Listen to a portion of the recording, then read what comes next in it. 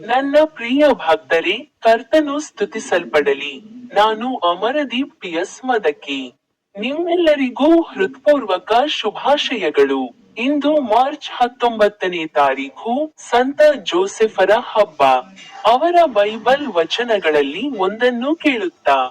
ಸಂತ ಲೂಕನ ಸುವಾರ್ತೆ, ಅಧ್ಯಾಯ 15, ವಚನ 20 ಹೇಳುತ್ತದೆ. ನಂತರ ಅವನು ಎದ್ದು ತನ್ನ ತಂದೆಯ ಬಳಿಗೆ ಹೋದನು. ಅವನು ಇನ್ನೂ ಬಹಳ ದೂರದಲ್ಲಿರುವಾಗ ಅವನ ತಂದೆ ಅವನನ್ನು ನೋಡಿ ಕರುಣೆಯಿಂದ ತುಂಬಿದನು.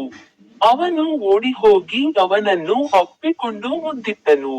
ನಿಮ್ಮೆಲ್ಲರಿಗೂ ಹೃತ್ಪೂರ್ವಕ ಶುಭಾಶಯಗಳು.